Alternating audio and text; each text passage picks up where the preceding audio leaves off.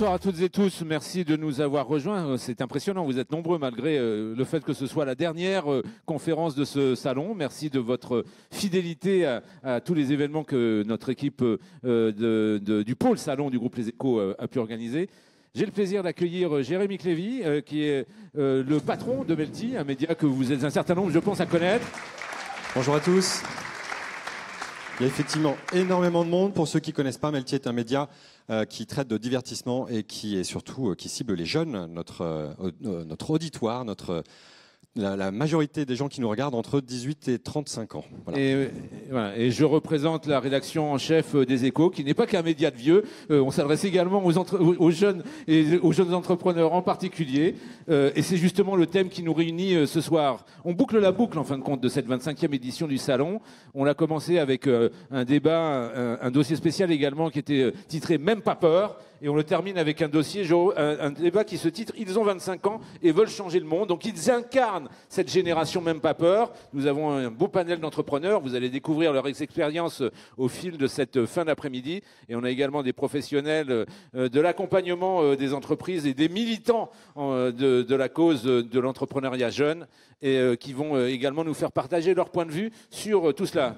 Jérémy, on va peut-être présenter les uns après les autres nos amis entrepreneurs en leur demandant au passage de se livrer à un exercice qui leur est familier, puisque certains d'entre vous sont effectivement déjà sur le radar des personnes qui sont dans la salle, pas toutes et tous, donc on va vous demander de vous livrer un petit élévateur pitch. Qui est-ce qui commence? Le fameux pitch, alors c'est Olivier Lambert qui va commencer. On va faire de droite à gauche, de ma gauche à votre droite. Olivier Lambert, Olivier. Une petite minute pour présenter Lumento. Tout à fait. Lumento, c'est un laboratoire de création audiovisuelle. On crée des vidéos, des photos et des plateformes numériques, principalement pour les fondations d'entreprises et les mécénats d'entreprises. Avant tout, notre but, c'est de raconter des histoires humaines, des histoires d'hommes. Et cette activité institutionnelle nous permet de financer finalement des projets documentaires, des projets de séries d'animation, des projets de divers et variés reportages ou aussi plateformes interactives. Et on est très content de faire ça depuis 6 ans maintenant avec mon associé Thomas Salva. L'âge de raison. Bientôt. Passez le micro. Guillaume Bénèche. Donc le petit mardi. C'est ça, bonsoir. Alors je dirige Le Petit Mardi, qui est un petit groupe de presse. On édite un magazine culturel écrit uniquement par des jeunes et pour les jeunes, les 15-35 ans. Ça existe depuis 6 ans maintenant, ça sort partout en France, avec une thématique extrêmement culturelle et sociétale. Et l'idée, c'est de pouvoir justement être un organe de presse qu'on trouve chez les marchands de journaux et qui soit à destination des jeunes et qui les prennent surtout au sérieux. Accessoirement, vous êtes le Benjamin à cette tribune, 18 ans. Tout juste, ouais. Dans le civil, élève de terminale L. Exactement. Voilà. Comment on fait pour mener les deux de front? On mène pas, mais c'est comme ça. Philippine Dolbeau, alors, votre entreprise en 1 minute. Alors, bonjour, moi je m'appelle Philippine, j'ai monté New School à l'âge de 15 ans. J'en ai aujourd'hui 18, j'ai quelques semaines de plus que Guillaume.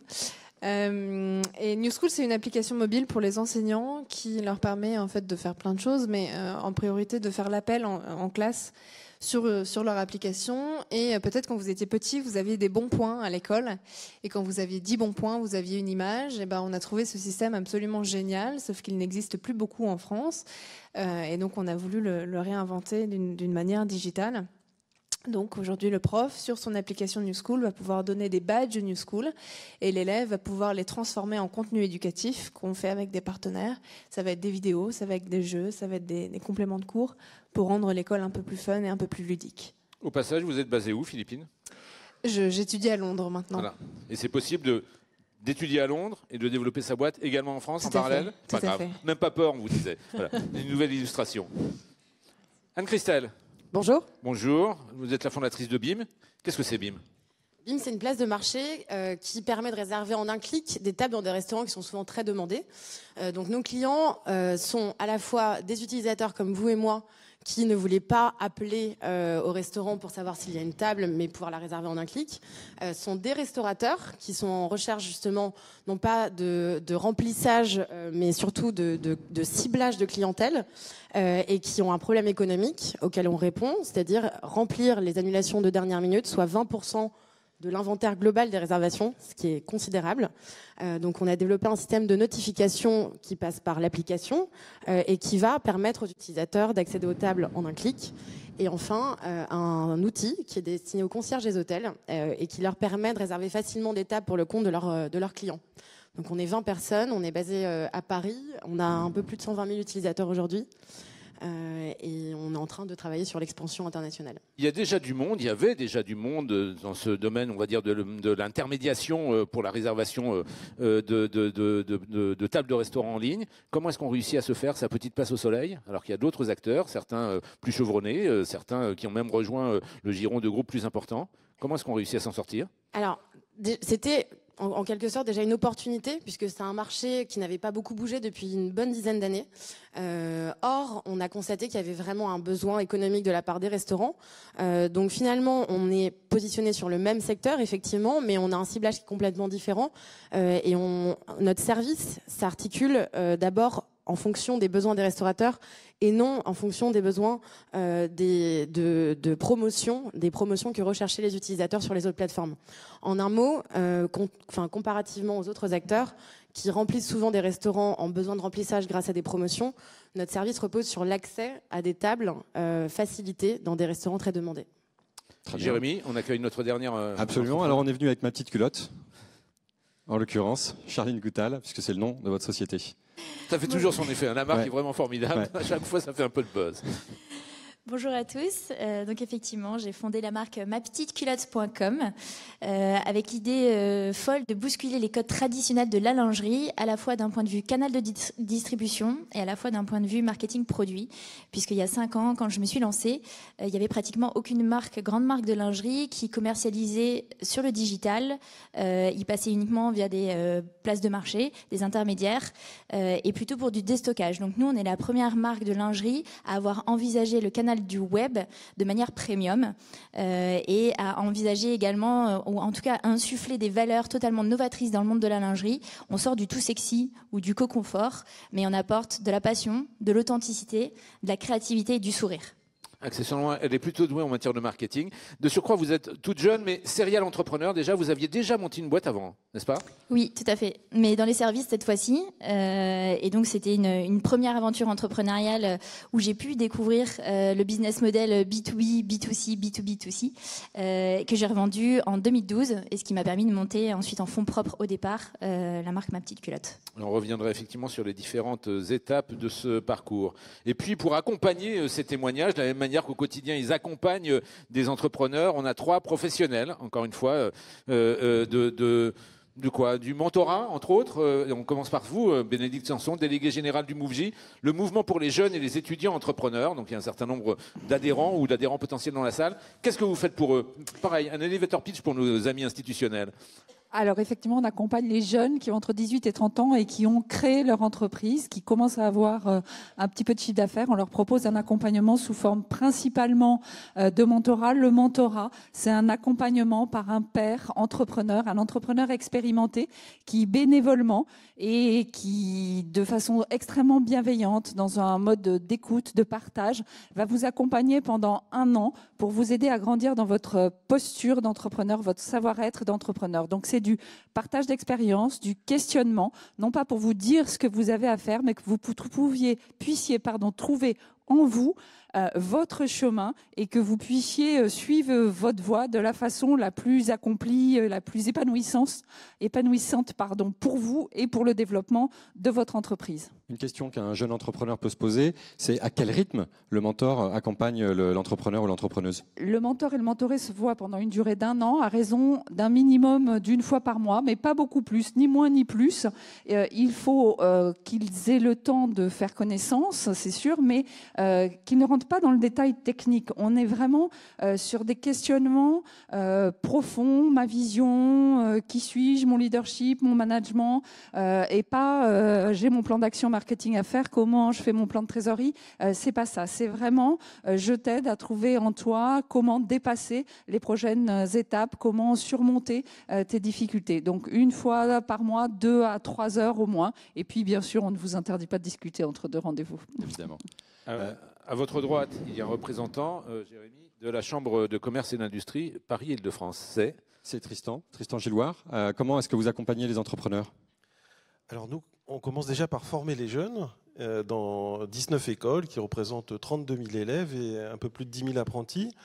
Et on les forme et on les sensibilise à la création d'entreprises sur un ensemble de secteurs d'activité, puisque nos écoles sont à la fois technologiques, de management, dédiées au commerce, à des métiers comme la maintenance industrielle. Bref, l'idée en fait, c'est que pendant leurs études, au-delà d'apprendre ce qui va leur permettre d'exercer un métier, peut-être dans un premier temps, on leur apporte des compétences pour développer la créativité, l'entrepreneuriat, et ça se fait tout au long de la scolarité.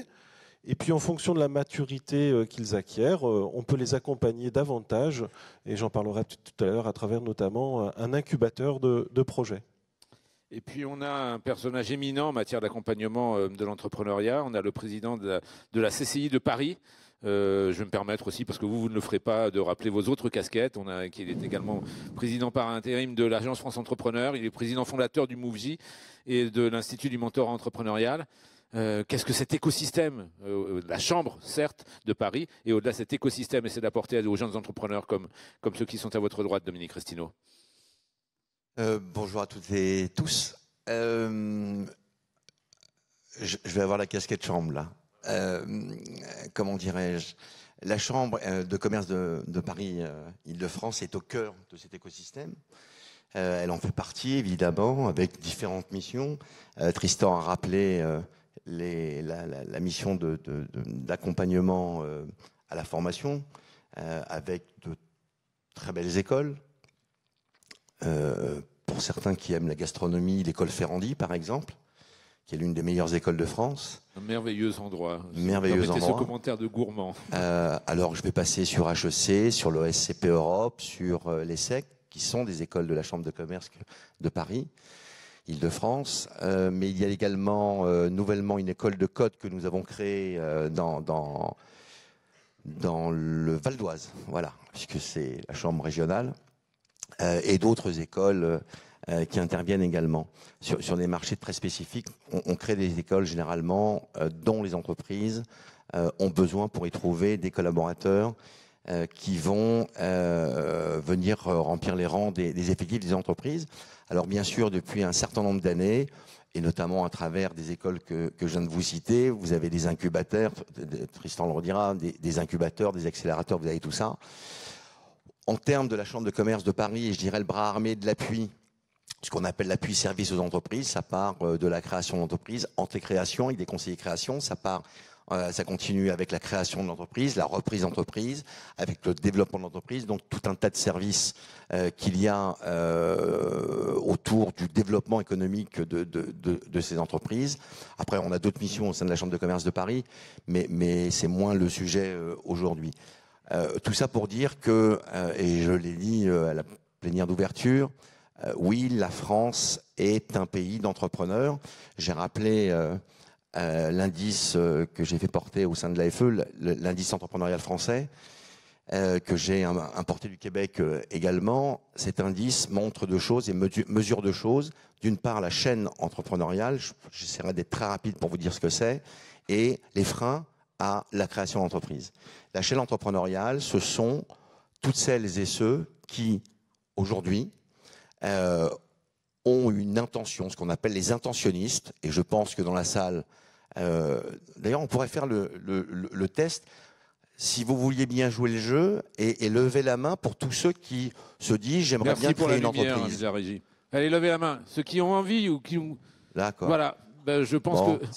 on a fini la conf parce que c'est bon, ils sont convaincus et il n'y a pas de problème. Accessoirement, je rappelle ce chiffre, il y a 592 000 personnes environ qui ont franchi le cap de la création d'entreprises l'an passé en France. C'est un chiffre qui a doublé en 15 ans. Et vous êtes l'incarnation de cette tendance de fond qui fait tant de bien à l'économie française. Fin de mon petit commentaire. Donc les intentionnistes, ceux qui ont entamé des intentionnistes qui ont entamé des démarches, il y en a dans la salle.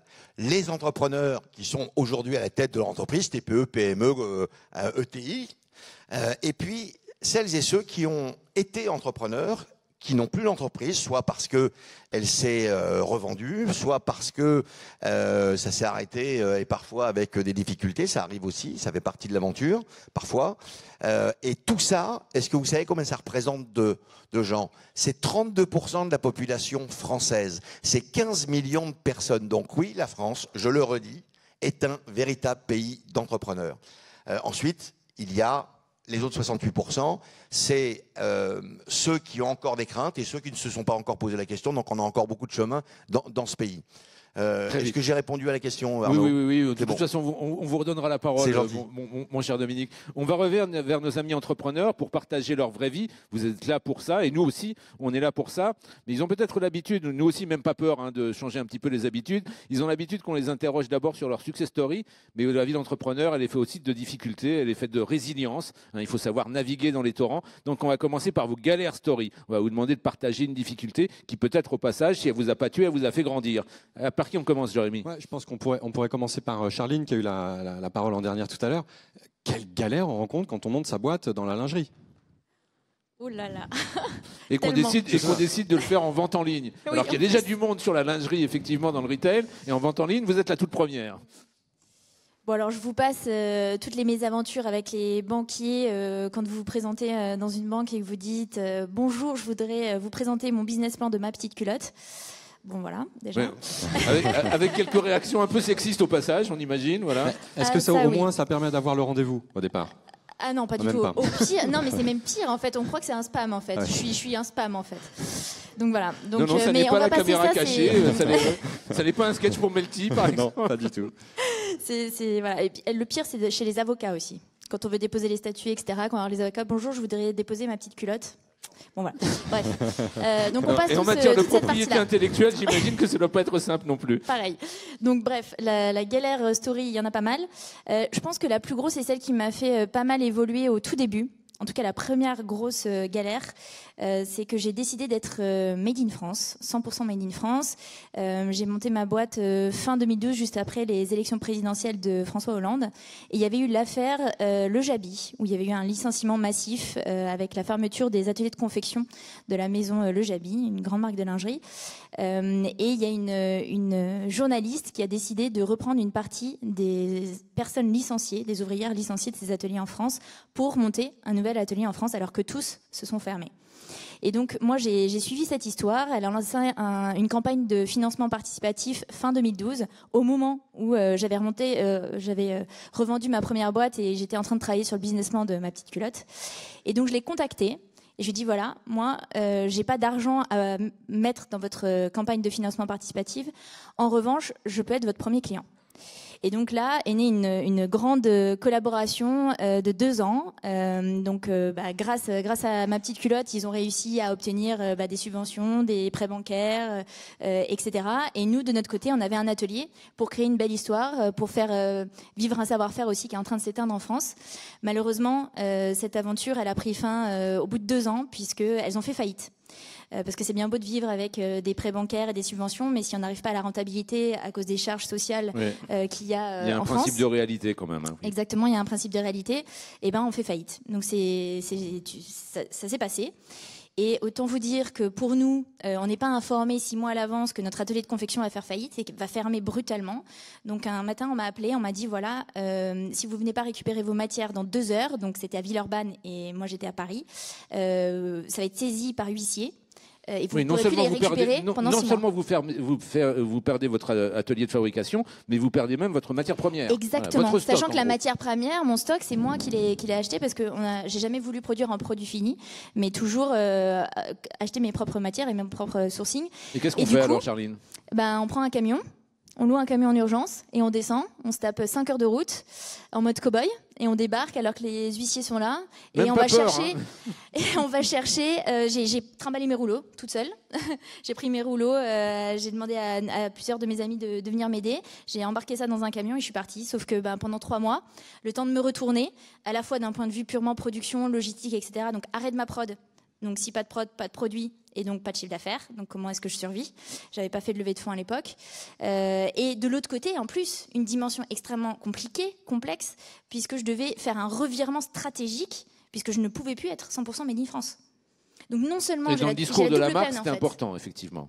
Exactement, et donc j'étais identifiée par tout public comme une des marques Made in France, etc., etc. On avait tourné plusieurs reportages à la télé, et du coup, comment expliquer au public, finalement, du jour au lendemain, je me retrouve à ne plus pouvoir vous proposer du Made in France et toutes les valeurs que je porte et tout ce pourquoi je me suis battue. Et du coup, là, il y a une vraie stratégie à mettre en place. C'est une bonne question, ça. Comment est-ce qu'on Je retourne la poser, cette elle est stratégie tellement justement bonne. De toute façon, il y a deux choix. Dans ce cas-là, on se dit soit je dis rien. Et je laisse le public continuer à penser tant que j'y arrive qu'on est toujours Made in France. Ouais, je dis rien dans une ère d'hypermédiatisation, ça tient pas dans le temps. Hein, voilà. 2 minutes à peu près. Ouais, à peu près, ouais. Et soit, en fait, je joue carte sur table. Et une des valeurs qu'on prône au sein de l'équipe Ma Petite Culotte, c'est la transparence. Et donc du coup, petites culottes transparentes. J'ai vraiment. Non, mais c'est sexiste aussi, j'ai rien. Oh, c'est pas cool ça. Non, c'est pas cool. Reprenez, mais la transparence, c'est une vraie valeur. Charline. Non, sans blague. Oubliez les 25 dernières secondes. Voilà. Et donc, La du transparence vis-à-vis des clients, je suis tout à fait d'accord, c'est quelque chose qui est absolument fondamental. Parce que sinon, un jour ou l'autre, il y a l'effet boomerang qui Exactement. Ouais, il y a deux mots en ce qui sont importants vis-à-vis des clients. Il y a transparence et cohérence aussi. Voilà. Et donc, comment est-ce qu'on retombe sur ces pattes? Poursuivez. Tout simplement, quand j'ai été interrogée, d'abord j'ai écrit un article de blog sur notre site de l'époque pour expliquer nos mésaventures et voilà. Après, les atelières qui étaient notre atelier de confection a été quand même médiatisé dans sa chute, dans sa faillite. Et donc, nous, on a été interrogés par les médias aussi qui avaient suivi notre collaboration et j'ai été totalement transparente en expliquant les choses comme je vous l'ai dit là. Oui, finalement. on s'en souvient très bien. Et en fait, les clients, donc vous, j'espère, vous comprenez ces problématiques. Et effectivement, j'ai reçu parfois des messages au service client. Oui, mais vous êtes plus Made in France maintenant. Moi, je crois que vous étiez Made in France, etc. C'est clairement affiché maintenant sur notre site et sur nos CGV que nos matières sont françaises, notre création est française, on paye l'URSSAF, on paye nos taxes. En revanche, il n'y a plus d'atelier de corsetterie. J'insiste sur ce terme et ce savoir-faire. C'est très différent des sous-vêtements masculins ou du prêt-à-porter. C'est pas les mêmes savoir-faire, c'est pas les mêmes machines. Il y en a plus en France. Ou alors ils appartiennent aux marques et ils ne sont pas multimarques. Est-ce qu'il y a une conséquence sur les ventes? Oui, des très bonnes conséquences. Des très bonnes conséquences parce que, les clients ont vraiment bien réagi à cette honnêteté, je pense. Il y a une de nos valeurs, c'est l'authenticité et c'est très important pour moi et pour mon équipe d'être garant de ça. Et deux, on a impacté sur les prix, la baisse de prix de la délocalisation des ateliers de confection. Et à partir de ce moment-là, en fait, on a explosé parce que on est passé de 45 € la culotte à 29 €, quoi. Alors ça, c'était une galère story, effectivement, bonne et due forme. Un, deux, le mien fonctionne. C'est bon. Tenez, Olivier, je vais vous repasser ce micro tout de suite. Votre galère story à vous, celle dont vous avez finalement appris des leçons de management comme celle que vient de nous faire partager Charline. Alors moi, il n'y a pas de camion, il n'y a pas de cow-boy. Quand on a créé la boîte en 2012 avec Thomas, lui, il avait derrière lui un parcours de photojournaliste formé au Gobelin, une école de la CCI, et moi, un parcours de journaliste. Donc pas du tout dans le monde de l'entreprise, et à vrai dire, avec très peu de notions. Et au bout de 6 mois, la première vraie grosse galère qui nous a fait dire pourquoi on a créé une entreprise, en fait, on n'y connaît absolument rien et on débarque. Pas tout à fait, mais c'était la TVA. La découverte de la TVA. Quand ton comptable t'appelle et qu'il te dit c'est OK pour faire le virement de la TVA, c'est quoi le virement de la TVA? Et en général, voilà, c'est une grosse somme en plus. 20%. Voilà. Et donc, nous, on regardait notre compte en banque qui était... Bon, on débutait, ça faisait 6 mois que la boîte existait, on avait 2-3 clients, on était plutôt contents. On s'était acheté de nouveaux ordis. Notre compte n'était pas au beau fixe, mais pas dans le rouge. Et là, l'appel du comptable qui dit « c'est OK pour payer la TVA » et donc passer dans le rouge et donc ne plus avoir d'argent. Et donc, mais pourquoi cet argent qui est sur notre compte n'est plus à nous? Mais je ne comprends pas. Et donc la grosse découverte de en fait, quand tu montes une boîte, tu ne sais pas tout. on ne te dit pas tout et on te cache pas grand-chose, mais c'est quand même à toi de réfléchir un petit peu et de comprendre les mécanismes. Donc ça a été vraiment une grosse galère. Et après, on a complètement changé. On a fait quelques recherches. On s'est un petit peu intéressé en rencontrant d'autres entrepreneurs, en allant justement à la rencontre d'organismes qui pouvaient nous soutenir, qui pouvaient nous expliquer un peu les rouages. Et ça peut paraître vraiment une erreur de débutant, et c'est le cas, mais sincèrement, dans l'excitation et dans l'envie de création d'entreprise, dans l'envie de défendre des valeurs, de proposer des beaux sujets de films, des projets innovants, on pense peu finalement à cette dimension gestion-administration. Et ça peut coûter. Nous, clairement, pendant 2 mois, on ne s'est pas payé et on s'est dit, en fait, ok, on va revoir les choses en place. Pensons à cette TVA, créons une petite boîte avec 1 sou par jour pour la TVA. Et c'est ça la leçon principale, c'est-à-dire n'oublie pas effectivement de provisionner. Ouais,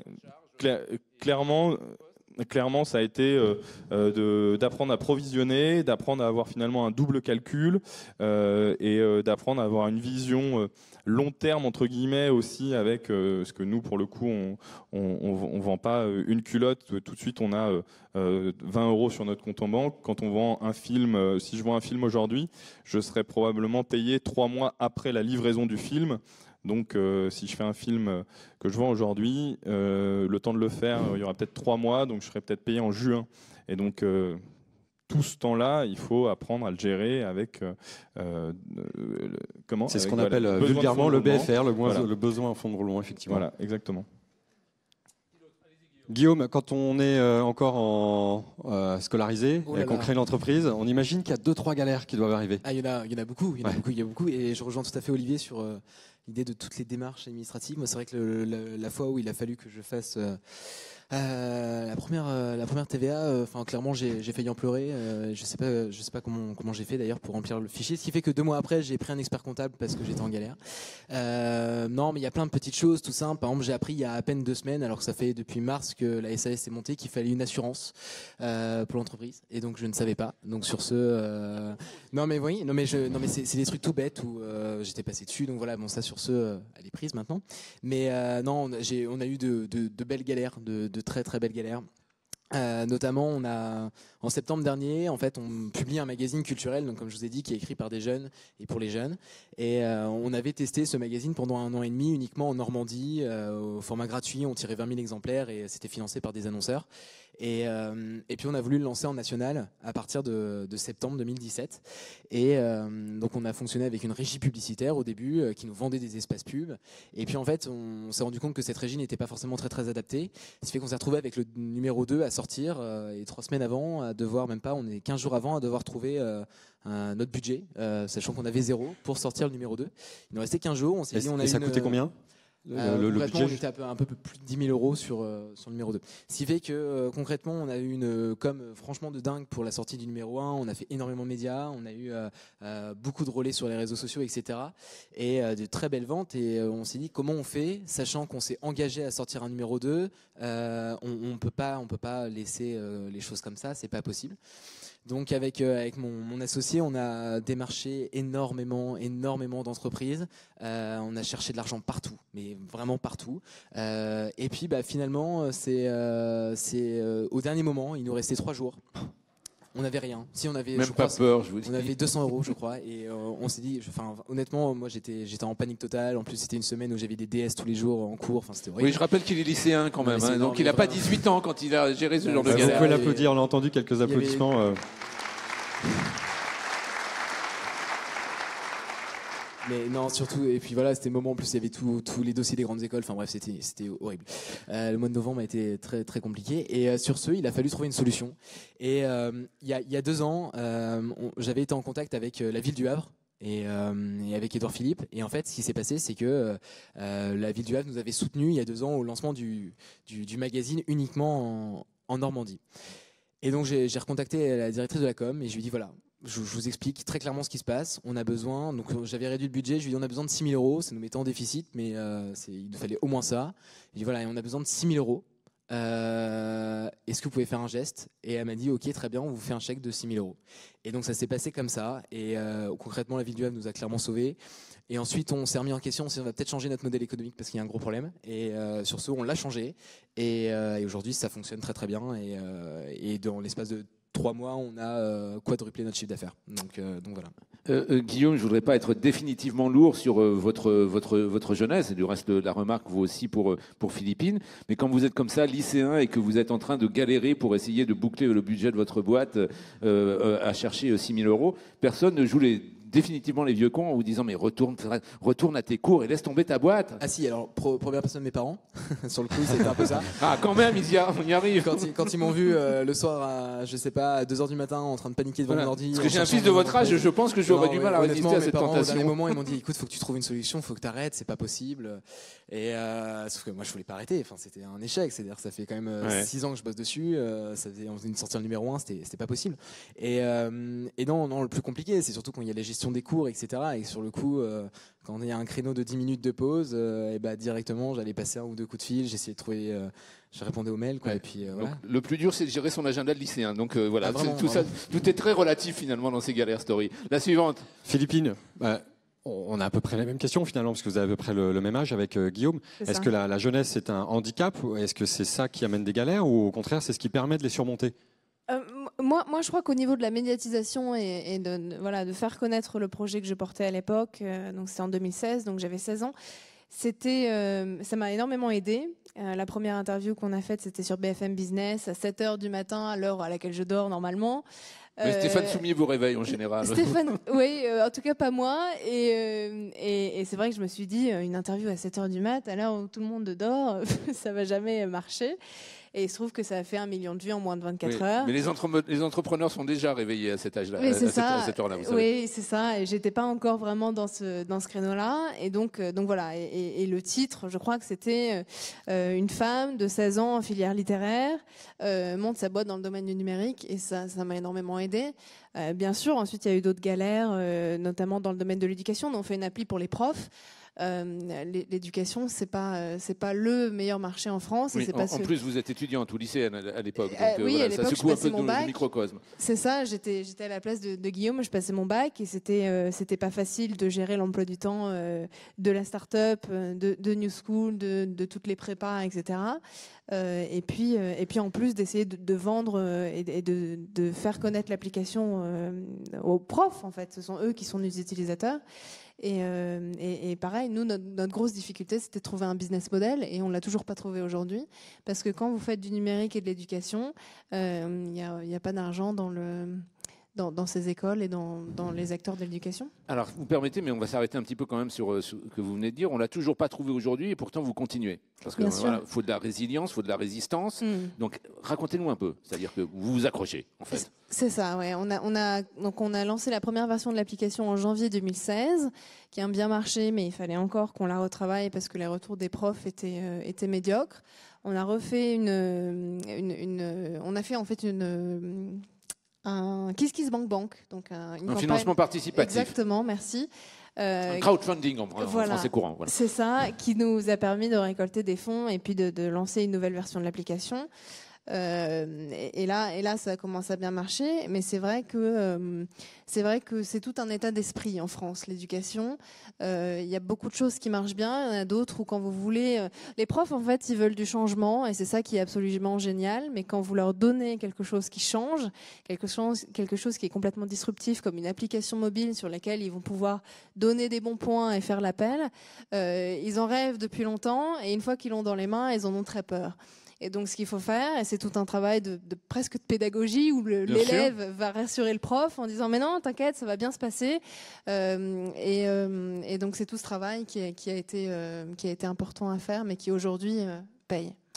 Anne-Christelle, vous pensiez peut-être y échapper, mais non. Vous aussi, il va falloir que vous nous fassiez partager. Alors, aux galères, je n'y ai pas échappé, en effet. Ça nous rassure. Notre produit, je rebondis sur la petite culotte, notre produit à nous, c'est une application à la base. Donc, la première galère, c'était justement au moment de la concevoir, la toute première version de l'application. Donc là, on est en 2015, fin 2015. À l'époque, je suis seule. J'ai passé plusieurs mois à essayer de convaincre des développeurs à me rejoindre. Donc, je vous laisse laisse imaginer, vous le disiez tout à l'heure, je m'attaquais à un marché qui était aux mains de gros groupes américains en place depuis 10 ans, et j'arrivais en disant oui, je vais disrupter ce marché seul. Donc c'était au départ un gros challenge de convaincre des développeurs. Et pas geek vous-même, puisque vous cherchez des développeurs. Si, un petit peu quand même. Geek du côté utilisateur, oui. mais pas du côté développeuse. Je codais pas. Donc j'y ai pensé sérieusement. Sachant que l'un des profils les plus difficiles à attirer quand on est une entreprise, c'est le développeur mobile justement. Ouais, qui c'est est très juste, cher. Très clair. Ouais. Voilà. C'est très clair, d'autant que lorsqu'on n'a pas de fonds, on peut pas en prendre un en freelance. Donc moi, ma pire difficulté, ça a été justement de trouver les premiers développeurs. Et donc, comment on surmonte ça? Parce que visiblement, ça a été un moment un peu tendu. J'ai fait un énorme casting sur LinkedIn. Donc j'étais vraiment staccanovis du process de démarchage de développeurs sur LinkedIn. J'ai dû en contacter une centaine, faire une bonne 30aine ou 40aine de calls, faire une 10aine de rendez-vous. Arriver au rendez-vous dans des cafés et me retrouver face à quelque chose d'assez rigolo au fond, c'est que j'étais en face du développeur, mais il regardait derrière moi en s'imaginant que je n'étais pas finalement à l'origine du rendez-vous. Vous pensez que vous étiez qui, l'assistante, la stagiaire ou quoi? Quelque chose comme ça? Ou l'un ou l'autre, ouais. Ça fait toujours plaisir. Toujours. Mais du coup, ça encourage. C'est une bonne manière de devenir résilient. J'ai finalement décidé de casser ma tirelire, qui était bien maigre à l'époque, puisque je n'avais pas levé de fonds du tout, pour aller voir justement une agence de développement, concevoir un premier prototype, un MVP, Minimum Viable Product. Et donc là, je me suis dit, bon, ça y est, c'est parti. C'est un investissement, donc c'est un risque, mais au moins, je suis sûre d'avoir un premier produit. Et grâce à ce premier prototype, j'arriverai plus facilement à convaincre des développeurs de me rejoindre et des investisseurs de soutenir le projet. Mais non, en fait, ça s'est pas tout à fait passé comme ça. Donc j'avais confié le design à une personne que j'avais trouvée en freelance. Et donc, on est à la veille de la livraison des maquettes à l'agence de développement qui avait booké ses devs. Et donc, on était de toute façon engagés sur le prix qu'on avait convenu. Et à 21h, j'ai un appel de cette graphiste qui m'annonce qu'elle ne me livrera rien. Donc là, je suis en panique chez moi. Je crois qu'à minuit seulement, je réalise vraiment, j'ai la confirmation que je n'aurai rien. Oui, il y a un effet de sidération quand on entend. Honnêtement, on tombe vraiment des nues. Je veux bien croire. Et donc, ça faisait 6 mois que j'étais sur le projet, mais donc c'est pas en soi énorme, mais c'est quand même suffisamment pour avoir l'impression de retourner à la case départ. Et donc à minuit, je me mets en tête de télécharger Photoshop et j'ai regardé pendant 4 heures des tutoriels. Donc vraiment, je me rappelle très bien de la scène. J'étais chez moi, je faisais des allers-retours entre mon bureau et mon micro-ondes pour prendre des cafés. Il n'y avait pas de New School pour ça? Non, pas encore. Non. Ça aurait pu aider. Non, mais c'est pour ça. Vous avez des choses à vous dire toutes les deux. Allez-y, poursuivez. Et donc finalement, au bout de 4 heures, j'ai appris à faire un rectangle sur Photoshop. Au bout de 5, à mettre un bouton. Au bout de 6, à faire un premier écran. Et à 8 heures du matin, j'avais 2 écrans à donner à l'agence de développement pour qu'ils commencent le développement. Et puis après, on a réussi à rattraper le train en route. Voilà. Donc, avec un autre designer ou vous avez continué à faire vous-même les maquettes? En fait, j'avais fait le premier jet parce que je savais. En fait, j'avais fait déjà tous les mock-ups à la main moi-même, donc je savais exactement où placer les éléments. Mais en revanche, entre le rendu, je dirais final, et le mien, il y avait un gros écart. Donc ça a été peaufiné par la suite par l'agence de développement. C'est incroyable. Hein. Vous êtes tout jeune, mais vous me faites penser à cette phrase du vieil homme et la mère qui dit qu'un homme, ça peut être détruit, mais jamais vaincu. Vous êtes un peu dans ce genre-là. Dominique et nos amis là, qui accompagnaient les entrepreneurs, non seulement ils n'ont pas peur, non seulement ils veulent changer le monde, mais en plus, ils me font penser à ce film de Pixar, là, ce dessin animé, Les Indestructibles. C'est une génération, là, comme ça. Ils sont plus blindés qu'on ne pouvait l'être à leur âge. Dominique? Ouais, alors, je trouve que c'était très intéressant de les entendre parce qu'ils ont chacun raconté leur galère. Et que quelques exemples. Et moi, j'aimerais prendre les choses à l'inverse. Oui, mais en même temps, elles sont très pleines d'énergie, hein, ces galères story. Elles sont pleines d'énergie, et c'est le système D, on est à l'arrache, 9h30 du soir, t'as plus un rond, ok. Tutoriel sur Photoshop, j'adore. Voilà. Moi, je dis à au moins la moitié de ce que je viens d'entendre, pour chacun, qui aurait pu ne pas se passer. Eh ben justement, ça va nous faire la transition vers la séquence suivante. Mais faites-la vous-même. D'accord. Qu'il n'aurait pu ne pas se passer. Parce que là, ils étaient au niveau de l'antécréation, construire le projet. Il y a dans le processus, il y a antécréation, je construis mon projet, j'ai une idée. Derrière, il y a la création et ensuite, il y a le développement. Créer une boîte, c'est pas compliqué, j'ai déjà dit. Ce qui est plus compliqué, c'est de la pérenniser et de la développer. Quand tu disais, j'ai perdu ton Olivier. Quand Olivier disait, et pourtant son associé était au Gobelin, et normalement au Gobelin, dans toutes les écoles de la Chambre, il y a soit les incubateurs, soit des modules de formation, donc il fallait y aller, il faut y aller, je veux dire. Ah, pas à l'époque peut-être, oui. Comment dirais-je? Mais derrière, et je vois des centaines, je crois, de personnes, tu sais, qui demandent à me rencontrer pour parler de leur projet et tout ça. Et très souvent, on me demande deux conseils, enfin, on me demande des conseils. Et deux choses que je donne, d'accord, assez simplement, et je vais les résumer, il y a un site où il y a toute l'information, où on peut s'instruire, qui oriente beaucoup, c'est le site de l'AFE. Tu écris ton projet. L'agence France Entrepreneur. Voilà. Tu écris ton projet. Il est dans ta tête, mais tu l'écris. Parce que bien sûr, on va te le démonter, ton projet. Et c'est bien qu'on te le démonte. Et surtout, écoute tout ce qu'on va te dire qui ne correspond pas à ce que la personne peut penser. Ne le prends pas comme à essayer de chercher à le convaincre, mais justement à essayer d'y répondre. Parce que si tu y réponds, ça voudrait dire que tu es sur le bon chemin. Ouais, un projet, c'est comme une voiture, ça doit passer au crash test. Les choses, je passais très vite tout à l'heure, à la CCI de Paris, bien sûr, mais dans toutes les chambres de commerce, il y a une formation assez courte qui dure 5 jours, qui s'appelle 5 jours pour entreprendre. Cette formation, j'envoie tous les gens, je leur dis, voilà, ça coûte pas très cher, c'est 200 balles, on peut trouver 200 balles, hein, d'accord, environ. Ça donne un panorama de toutes les étapes de la création, d'accord. La TVA, je peux te garantir que tu l'aurais su en faisant ce stage-là. Et qu'on ait 20 ans ou qu'on ait 77 ans, on doit faire ce stage. Il y a d'autres réseaux où il peut y avoir ce genre de choses. Ce qui m'amène à dire, et je passe le micro, aujourd'hui, on est à peu près à 60% d'entreprises qui arrivent à 5 ans d'existence. Le principe, c'est d'augmenter. La problématique, c'est que seuls 15, 20, 25% des entrepreneurs que vous êtes se font accompagner.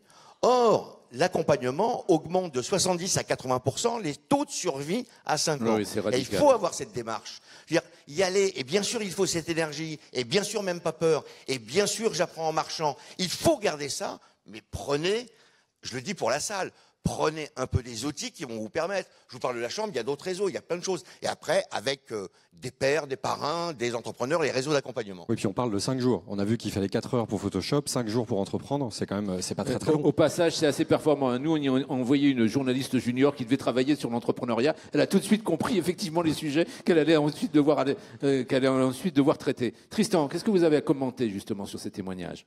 Déjà, je voudrais rassurer l'assistance parce que, je ne sais pas ce que vous en pensez, mais moi, ces jeunes, je les trouve quand même assez exceptionnels. Donc, il faut un peu se décomplexer. Allez-y, bien sûr, faites du bruit. Et en fait, peut-être que quand ils se sont lancés dans leur projet, ils ne savaient pas qu'ils étaient exceptionnels.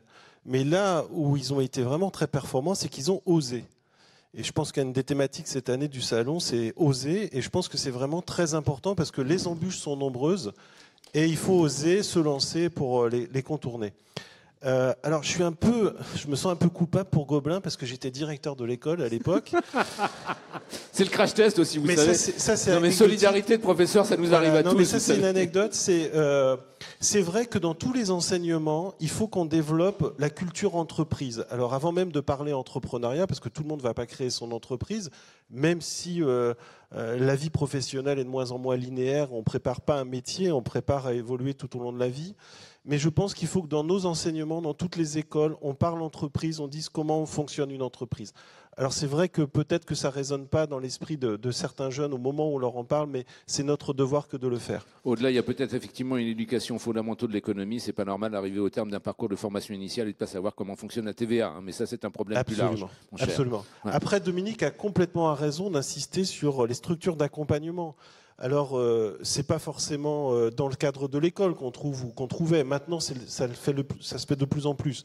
Mais il y a tout un tas de réseaux qui existent et c'est vrai que vous avez tous parlé de vos difficultés, vous n'avez pas parlé d'accompagnement. Alors j'aimerais bien vous interroger. C'est l'étape suivante. Faites le teasing, mais on va y revenir justement avec eux.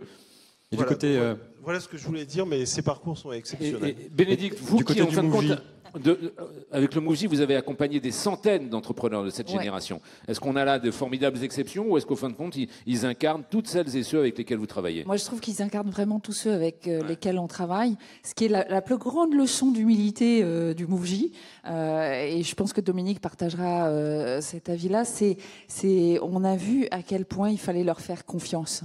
On en a vu certains qui ont mis 5 ans à démarrer. 5 ans, vous vous rendez compte?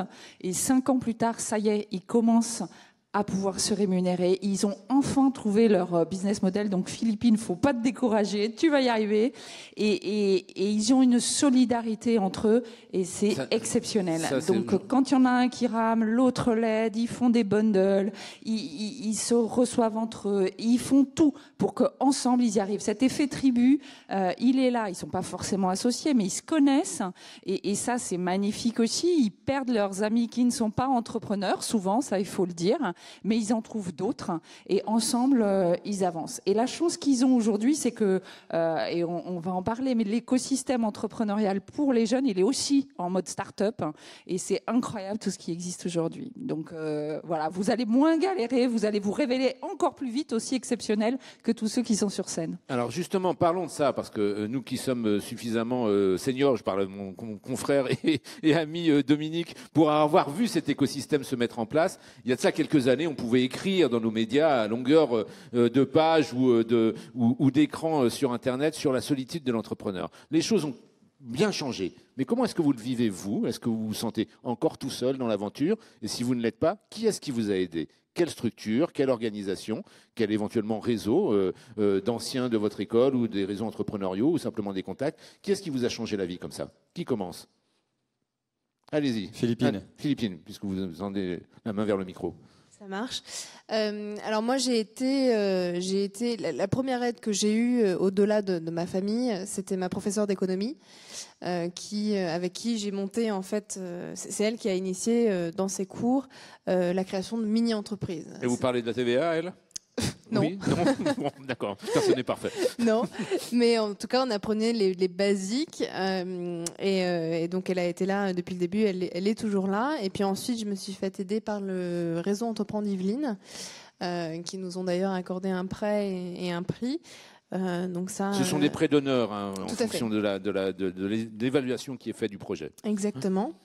Et puis ensuite, j'ai été aidée aussi depuis le début par Raise, qui est un réseau que vous connaissez peut-être, qui a été fondé par Clara Guémard et Gonzague de Blinière, qui est tout un réseau d'entrepreneurs, pour faire court, tout un réseau d'entrepreneurs qui aide des plus petits entrepreneurs comme moi à débuter, à trouver un business model, etc. C'est un fonds d'investissement qui a été créé, qui a demandé aux personnes et notamment aux entreprises qui investissent de consacrer une partie de cet investissement à l'accompagnement des entrepreneurs. Ils ont créé aussi une fondation qui vise à favoriser la rencontre entre les entrepreneurs et les plus grands groupes. Pardon, mais c'était pour faire notre boulot. Voilà, mais on les connaît un peu.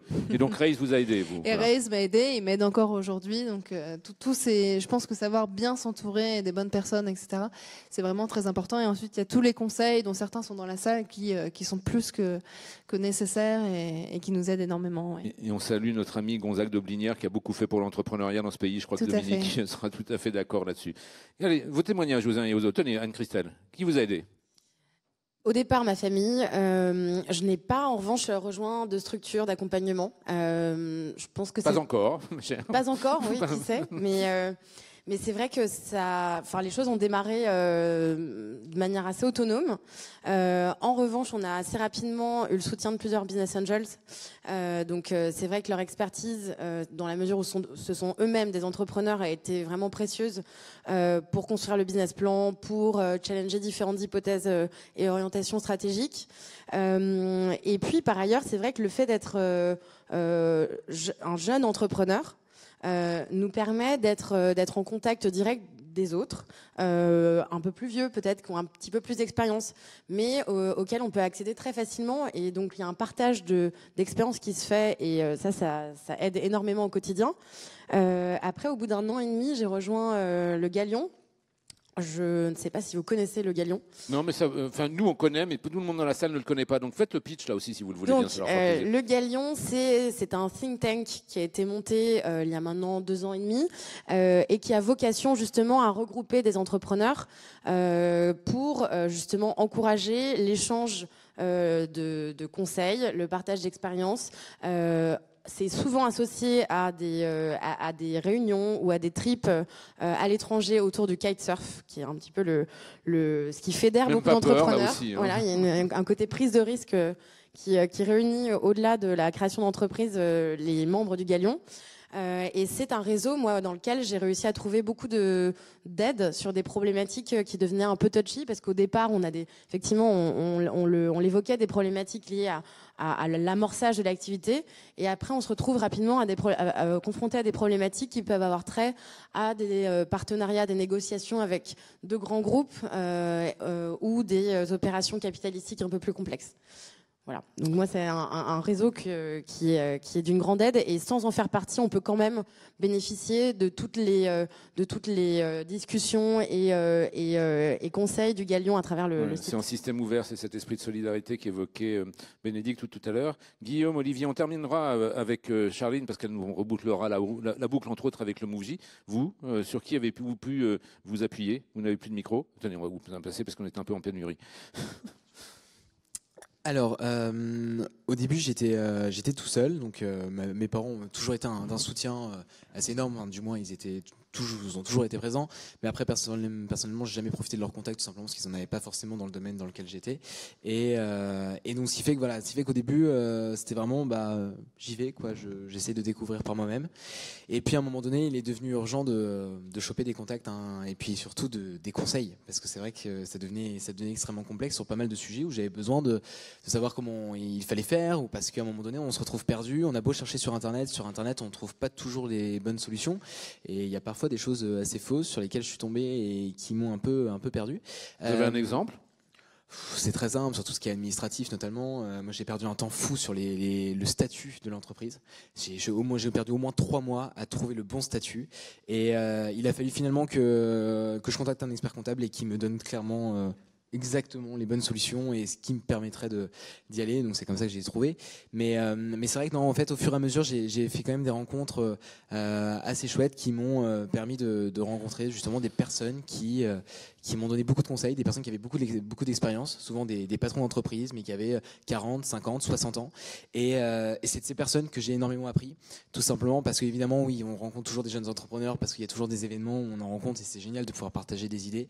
Mais le fait d'avoir quelqu'un qui a 20, 30, 40 ans d'expérience dans le domaine, ça vous permet d'avoir, il va vous donner des conseils que d'autres ne donneront pas parce qu'ils n'ont pas vécu ces choses-là, et ça va beaucoup plus vite. Et c'est vrai que il y a plusieurs personnes comme ça qui m'ont beaucoup aidé depuis 5 ans et qui m'ont permis d'éviter de faire des erreurs, qui m'ont permis de restructurer certaines choses, qui m'ont permis de comprendre beaucoup de choses. Et je pense que je dois beaucoup à ces personnes, et je pense qu'aujourd'hui je pense qu'il faut aimer la jeunesse et accepter la jeunesse, mais il ne faut pas faire de jeunisme, et il ne faut surtout pas refuser l'expérience, que l'expérience est fondamentale. Comment on les déniche justement ces conseils si on n'est pas dans des cercles un peu officiels, genre chambre de commerce, etc. En vérité, c'est assez simple. C'est-à-dire que soit il y a des événements tout bête où on simplement un salon d'entrepreneuriat ou ce genre de choses, et là on se déplace, on va voir des gens sur des stands de grosses ou moins grosses entreprises, de TPE, PME, on s'en fiche, c'est pas le problème, et on échange avec eux et sur des thématiques où on sait qu'on peut avoir justement des liens. Au passage, ça suppose de ne pas avoir peur de parler de son projet, hein, et d'aller poser sa question. Ouais. Il faut du culot. Voilà. La leçon de vie, c'est au pire, c'est non, quoi. Mais tente ta chance, quoi. Va en parler de ton projet. Moi, au début, je n'osais pas forcément. Et puis après, de toute façon, je me suis dit, de toute façon, j'y vais. S'il me dit non, il me dit non, mais c'est comme ça. Mais au moins, j'aurais tenté. Et puis au fur et à mesure, il y a plein de petites choses comme ça. Et puis après, des partenaires, tout simplement. Moi, c'est vrai que au début, lorsque je cherchais des annonceurs pour le magazine qu'on publiait en Normandie, j'ai rencontré beaucoup de gens qui avaient dans l'ensemble 40, 50, 60 ans. Et au final, je me suis rendu compte... Attention à ce que vous allez dire. Non, mais finalement, en fait, c'est des personnes qui devaient être des clients. Et ces personnes n'ont pas forcément été que des clients, c'était de vrais partenaires parce qu'ils nous ont accompagnés en nous donnant des conseils. Parce que j'avais 15 ans, je sortais des cours, j'étais en 3e, j'arrivais devant des gens qui dirigeaient des opéras, ce genre de choses, et moi j'étais perdu. Et ils ont été... Le fait d'être jeune, ça a énormément d'avantages. Énormément le fait d'arriver à saisir un peu le côté paternaliste ou maternaliste des gens et des gens qu'on rencontre, et c'est vachement utile parce que justement ils vont pas vous considérer forcément comme un client classique ou que vous les considérez comme des clients classiques, mais plutôt vous considérez comme un partenaire, comme quelqu'un à aider. Et je pense qu'au début ça marche beaucoup, et c'est vrai que personnellement et toute mon équipe, ça nous a permis d'avancer beaucoup plus vite. Après, il y a un mot en Anse aussi qui fait son retour en force dans le monde de l'économie, c'est bienveillance. Finalement, vous en rencontrez régulièrement. Et les gens sont au début, ils ont peur quand ils vous voient arriver, quand vous êtes jeune, je vous cache pas. Et puis après, au bout d'un moment, je pense qu'il y a une certaine bienveillance qui s'établit de plus en plus parce que les gens se rendent compte que la jeunesse s'engage de plus en plus, justement, que la jeunesse a envie d'entreprendre, et c'est hyper important, et c'est vachement important quand on arrive devant un rendez-vous. Et c'est vrai que par exemple, mon banquier, le premier jour où j'ai rendez-vous à la banque, j'ai flippé parce que je me suis dit c'est pas possible, qu'est-ce que je vais lui dire, je connais absolument pas ce monde-là. Vous aviez quel âge? Le premier, j'avais 14 ans. Voilà. J'avais 14 ans. Et ah non, mais honnêtement, normalement, on est accompagné de ses parents quand on est face à un banquier à cet âge-là. J'étais pas serein. Et en fait, c'était et aujourd'hui, quand j'y vais, en fait, je me rends compte que plus ça va, plus on est à l'aise. Et plus ça va, plus en fait, on nous prend au sérieux parce qu'au bout d'un moment, votre discours devient sérieux et parce que vous montrez que vous avez de la crédibilité. Et c'est ça qui compte. Et au bout d'un moment, faut accepter les critiques, mais faut pas non plus. Il y a toujours des gens qui vont démonter votre projet, et ça faut le savoir. C'est-à-dire que il y a des gens qui vont adorer. On entend souvent. Est-ce qu'on entend souvent ça marchera jamais? Ah mais évidemment. Enfin, on l'entend. Moi, combien de fois je l'ai entendu? Combien de fois de toute façon ça marchera pas. Qu'est-ce que tu veux faire dans la presse, dans le papier, alors qu'aujourd'hui le monde est numérique. Enfin honnêtement. Et sauf que aujourd'hui on fait un chiffre d'affaires de malade et ça fonctionne super bien parce que justement il y a je pense que tant qu'on y croit, et il faut juste saisir les critiques qui sont importantes parce qu'il y a des choses parfois où on vous dit sur votre projet, voilà, tu devrais revoir ça parce qu'il y a un problème. Et donc dans ce cas-là, tu te concentres là-dessus, tu regardes, tu vois qu'il y a un problème effectivement, tu modifies, tu avances et ça va. Mais évidemment, il faut saisir toutes ces petites choses qui arrivent, mais jamais se faire démonter parce que il y a que vous qui croyez à votre projet et dans votre équipe. Et je précise juste là-dessus parce que c'est vrai que ça a été un gros problème. Quand on manage une équipe, le vrai souci, c'est d'arriver à faire en sorte que tout le monde ait la même position que vous. Le problème, c'est qu'il n'y a que vous qui connaissez par cœur votre projet. Il n'y a que vous qui le connaissez, mais enfin voilà, c'est votre bébé. Le souci, c'est quand vous recrutez des gens qui sont là depuis 6 mois, 1 an, ces personnes ne peuvent pas être aussi motivées que vous parce qu'elles ne sont pas motivées par le fait que justement c'est à eux. Et donc là, il y a un vrai problème, mais il faut en fait prendre ce problème avec justement bienveillance, je pense, et se dire que voilà, ces personnes, elles arrivent, elles vous aident, mais justement, il faut se mettre à leur portée, expliquer les choses simplement, les choses qui vous paraissent hyper bêtes pour vous, sont au final pas forcément si simples pour ces personnes. Et dans ce cas-là, il faut les expliquer très clairement, y aller, et puis se dire que il faut toujours les convaincre que ça peut fonctionner. Et nous, on a perdu plein de gens. Enfin, aujourd'hui, on a une équipe de 25 personnes. Je pense qu'à la base, si on devait faire le compte de toutes les personnes qui sont parties depuis, ça se compterait, je pense qu'on atteindrait au moins les 15 personnes de gens qui ont baissé les bras parce qu'ils n'y croyaient plus.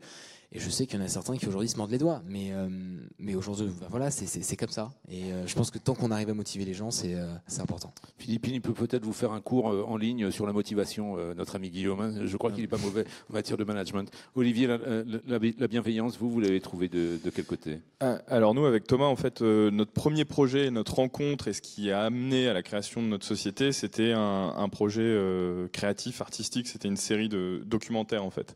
Et on est allé vers les mécanismes de soutien traditionnels pour réaliser des films. Donc le CNC, des bourses comme la bourse Déclic Jeunes de la Fondation de France. La Fondation de France, c'était assez intéressant parce qu'on a eu la bourse Déclic Jeunes et à la cérémonie de remise des prix, on nous a dit c'est vachement bien votre projet. Et d'ailleurs, est-ce que vous voulez travailler pour nous?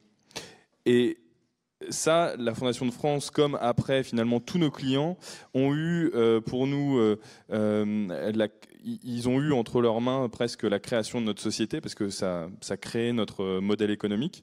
Ah ok, ce qu'on fait a l'air cool, donc ça intéresse des gens qui veulent nous commander d'autres films. Et à chaque fois, avec nos clients, on a une relation très forte, justement sur le partage de connaissances, sur des conseils, sur l'entrepreneuriat au sens large. Aujourd'hui, on travaille notamment pour la CCI, et à chaque fois qu'on fait un film pour la CCI, on apprend des choses. On a cette envie aussi d'aller voir nos pairs et d'autres entreprises, ne jamais hésiter à contacter une boîte qui est un peu plus grosse, qui est un peu plus expérimentée pour prendre des conseils, parce que c'est hyper bénéfique. Et on nous a mis plein de bâtons dans les roues, au sens où parfois on nous disait non mais ce projet, ça va faire 0 €, laisse tomber, c'est un gouffre, ça n'a aucun intérêt. Et pour nous, la seule validation, c'était si en fait ça a un intérêt, c'est la raison d'être de notre boîte. Donc on va aller au bout de ce projet, et en fait ça va être cool. Et parfois, sur les projets, je pense plus indépendants ou créatifs, on va pas forcément faire beaucoup d'argent, voire on va en perdre, mais ça aura un impact beaucoup plus fort, parce que non seulement nous, on sera heureux d'avoir mené ce projet à bien, et en plus, il y a une image et une notoriété forte qui va en découler. On revient vers vous, Charline, sur les réseaux, les structures sur lesquelles vous vous êtes appuyé, et en particulier peut-être sur ce que vous a apporté le Mouv'J, parce que c'est pas trahir un secret que de dire que vous faites partie de ce réseau Mouv'J. Vous avez bénéficié du mentorat dont on a rapidement parlé tout à l'heure avec Bénédicte. Qu'est-ce que ça a changé dans votre pratique d'entrepreneur ? En fait, ça a tout changé. Parce que j'ai commencé à travailler sur ma petite culotte fin 2012. J'étais vraiment toute seule. J'ai déposé les statuts en mai 2013 et j'ai travaillé dans l'ombre entre guillemets pendant pratiquement 1 an. Et honnêtement, l'isolement de l'entrepreneur, je l'ai vraiment ressenti. Je travaillais de chez moi et c'était vraiment très enfermant. Et oui, d'autant plus que la première aventure, vous étiez plusieurs, mais là, vous êtes vraiment au départ lancé en solo. Maintenant, vous avez un associé, vous étiez vraiment en solo. Tout à fait, absolument. Mon associé actuel m'a rejoint 1 an et demi après la création de la marque. J'ai découvert en surfant sur Internet le Mouv'J. Tout simplement, et là j'ai commencé à lire des informations, etc. Et je me suis dit il faut un concours.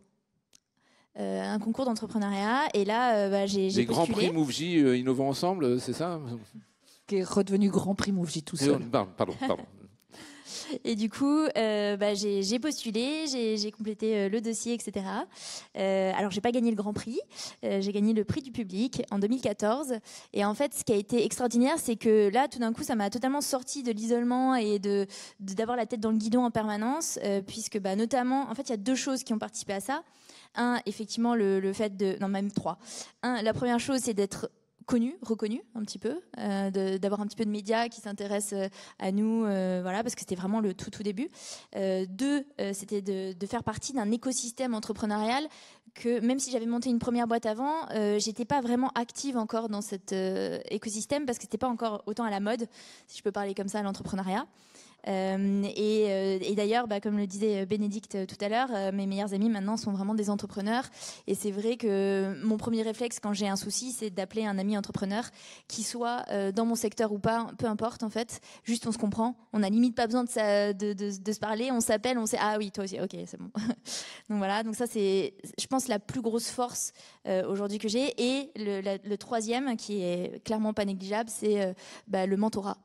Le mentorat qui m'a aidé sur un pilier qui était inattendu pour moi, parce que souvent, le mentorat en fait n'a pas de limite, c'est-à-dire que ça peut être sur une problématique, je sais pas, logistique, financière, peu importe. Et moi, c'était sur l'équilibre de ma vie professionnelle et personnelle. Et donc j'ai eu la chance d'être mentorée par Florence Axel, qui a monté le réseau Mes Bonnes Copines. Et en fait, à l'époque, je connaissais très très peu d'entrepreneurs femmes, et le fait d'échanger avec elles en tant que femme et d'avoir justement cette gestion d'équilibre entre la vie professionnelle et personnelle, ça m'a énormément aidée pour tenir dans le temps, parce que c'est quand même très très difficile en termes de rythme de travail et d'intensité. Et elle m'a apporté énormément de recul et d'astuces pour réussir à sortir la tête du guidon. Rappelez-nous, Bénédicte, peut-être les règles concrètes, les règles de base de ce mentorat dont vous êtes les fers de lance, parmi les fers de lance. Donc le principe, c'est d'aller chercher un entrepreneur expérimenté qui va être bénévole, qui va s'engager à accompagner pendant une durée de 1 an un entrepreneur débutant, donc pour l'aider à grandir sur sa posture d'entrepreneur. Donc un entrepreneur mentor accompagne bénévolement, ça veut dire qu'il ne peut pas avoir un intérêt financier dans l'entreprise qu'il accompagne, donc ni business angels, ni clients, ni fournisseurs, rien du tout, aucun lien financier. Il n'a aucun compte à rendre au MOVJ, à la structure qui porte le programme de mentorat, parce qu'il n'est là que pour voir l'entrepreneur s'épanouir dans son métier d'entrepreneur. C'est donc pas d'objectif. Il accompagne l'entrepreneur au fil de l'eau pour l'aider à surmonter ses difficultés. Il ne peut pas investir. Il ne peut pas investir, je crois que je l'ai dit, mais il ne peut pas investir. Pourquoi il ne peut pas investir? C'est hyper important. Bénédicte, il y a certaines structures justement qui accompagnent les entrepreneurs un peu de la même façon, c'est-à-dire je viens une journée par mois, pas plus, etc. Mais où justement la structure prend une participation dans l'entreprise. Et pourquoi c'est pas le cas chez MOVJ? Absolument aucun lien financier. Il faut que l'entrepreneur accompagné soit convaincu que le mentor le questionne et lui apporte son expérience, lui partage son expérience uniquement pour l'inspirer et pour l'aider à trouver en lui sa propre voie. Il ne faut pas qu'il ait un doute à un moment qui ferait qu'il aurait du mal à se confier, qu'il ait un doute sur les motivations de son mentor. Pas de son conflit mentor n'est d'intérêt, là hein. C'est une spécialité pour l'aider à faire française, le conflit grandir son d'intérêt. entreprise. Comment ? Pas de conflit d'intérêt, cette spécialité française. Aucun conflit d'intérêt. Et pour ça, c'est aussi important que le mentor ne soit pas du même secteur d'activité que l'entreprise du mentoré. Un, parce qu'il ne va pas aider un concurrent potentiel, c'est la base. Et deux, parce que ça lui permet aussi de garder cette posture de questionnement. Moins il connaît le secteur, moins il connaît l'activité, plus il va avoir envie d'en savoir plus et de poser ses questions et de poser les bonnes questions. Pendant longtemps, le mentorat, en bonne et due forme, comme cela, on le trouvait au MOVJ, à l'Institut du mentorat entrepreneurial, quand on était une ETI en puissance. Et puis, vous avez décidé d'élargir le cercle avec quelque chose qui s'appelle le réseau M. Si on n'est pas éligible au MOVJ ou qu'on fait une allergie au MOVJ, ça peut arriver. Ça peut arriver dans la vie. On a quand même la possibilité d'en bénéficier avec le réseau M. Et pour nous qui vous accompagnons depuis longtemps, c'est vraiment quelque chose qui change la donne. Parlez-nous-en. Alors effectivement, le mentorat tel qu'on le pratique vient du Québec. Il a été inventé en 2000 par la Fondation de l'entrepreneurship donc du Québec, qui accompagne les entrepreneurs. Et il est aujourd'hui pratiqué sous la marque Réseau M. Et depuis 5 ans, le Réseau M québécois a souhaité se déployer dans la francophonie économique et a choisi Dominique Restineau et moi-même pour porter le déploiement en France du mentorat. Donc aujourd'hui, nous accompagnons des structures d'accompagnement en général qui sont déjà auprès des entrepreneurs, qui souhaitent apporter cette brique du mentorat. Donc on les accompagne à mettre en place un programme de mentorat dédié aux entrepreneurs de leur propre écosystème. Donc aujourd'hui, vous en avez par exemple à Aulnay-sous-Bois avec plutôt des entrepreneurs issus des quartiers politiques de la ville, mais il y en a aussi un au sein de la CPME. On va prochainement mettre en place un programme pour la Chambre d'agriculture de Saône-et-Loire dédié aux agriculteurs. Donc, qui souhaite mettre en place un programme de mentorat peut venir nous voir et on va leur apporter effectivement toute la pédagogie pour mettre en place ce type d'accompagnement. On va demander peut-être à Tristan ce qu'il pense de l'accompagnement. Là, on parle beaucoup de l'accompagnement du créateur qui a déjà créé, en fait. Et on le met en relation avec ce qu'on pourrait appeler ses pairs, ses tuteurs, ses coachs. Je pense que l'accompagnement, il y a aussi des structures qui interviennent avant la création d'entreprise. Et il faut, moi, mon conseil, ça serait de dire, il ne faut peut-être pas griller les étapes aussi. Un projet, ça prend du temps, il y a beaucoup d'embûches, on l'a dit tout à l'heure, ça se prépare. Il y a des incontournables sur la partie commerciale, sur la partie business activité, sur connaître son marché, connaître la valeur ajoutée du service, du produit que l'on veut développer. Et ça, il y a une phase de préparation qui est importante. Et là aussi, il y a des structures d'accompagnement. Il y a les pépinières qui sont réservées aux jeunes entreprises qui sont créées, mais avant, il y a de l'incubation. Et dans l'incubation, on va aussi pouvoir échanger avec d'autres porteurs de projets. On va pouvoir peut-être, si on a un incubateur spécialisé sur un écosystème, bénéficier d'un environnement favorable sur un secteur d'activité donné. On va pouvoir rencontrer des gens, on va pouvoir échanger et peut-être aussi faire évoluer son projet par rapport à la vision qu'on en avait à l'origine.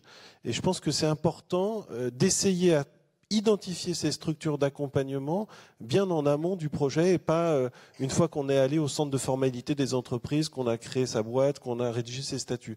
D'ailleurs, je voudrais quand même saluer le travail des réseaux des CFE, des centres de formalité des entreprises, parce qu'ils ne sont pas simplement là pour faire de l'enregistrement de statut ou de la modification de statut, ils font aussi du conseil. C'est important. Et c'est important d'aller les voir là aussi assez tôt.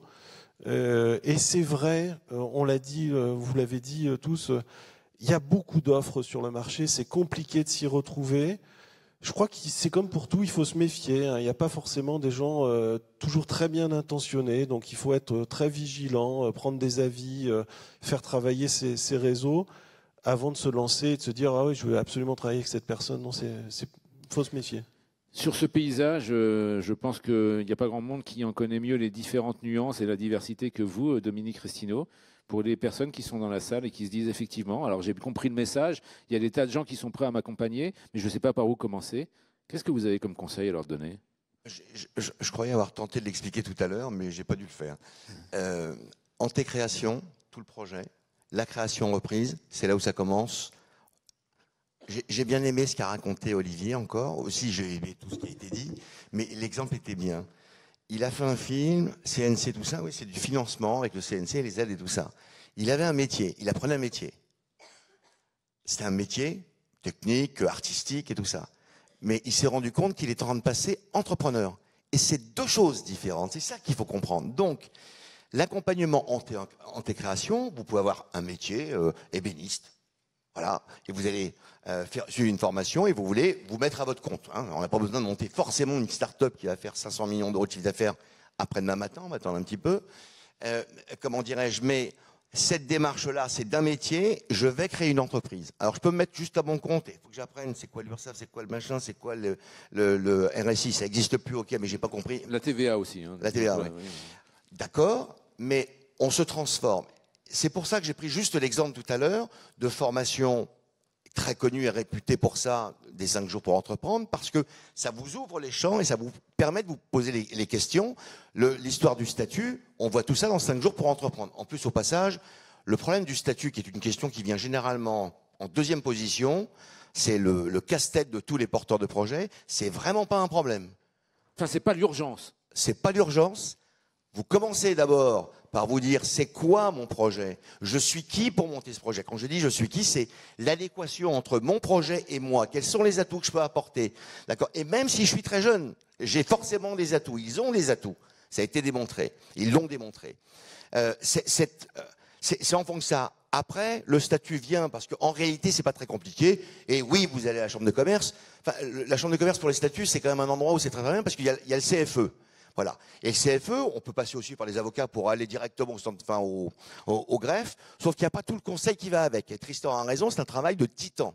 Parce que si vous retrouvez, c'est un petit truc tout bête là, si vous retrouvez avec un code APE, bon, un peu technique ça, un code APE, c'est un code d'activité de votre activité, enfin de votre entreprise, d'accord, qui n'est pas le bon, ça peut vous empêcher, pardon, je suis un peu technique, mais ça peut vous empêcher d'exercer l'activité que vous avez imaginé que vous alliez exercer. Ou ça peut avoir des conséquences également sur les taux en matière de fiscalité auxquels vous allez avoir droit. Ça voilà. peut avoir des effets très concrets. Convention collective, effectivement, Charline, tu as raison.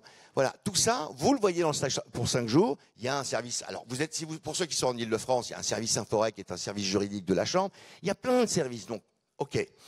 Je reviens sur ce que disait Tristan. J'essaie d'aller rapidement. Oui, antécréation, toute cette préparation, un projet de création d'entreprise ou de reprise d'entreprise, ça n'est pas forcément en 15 jours qu'on va l'avoir. Ça se mûrit, ça se mature, on écrit, on rencontre des gens, on peaufine son truc, on essaye d'avoir des idées, on essaye d'avoir des contacts. Tout ça, ça se peaufine pendant un certain temps. Ensuite, on crée l'entreprise. Donc à la Chambre, ils sont là, les conseillers, pour vous aider créer l'entreprise. Et ensuite, j'ai envie de dire, pardon pour ce que je vais dire, la vraie vie commence. C'est la vie du chef d'entreprise où généralement, il n'y a que des emmerdes.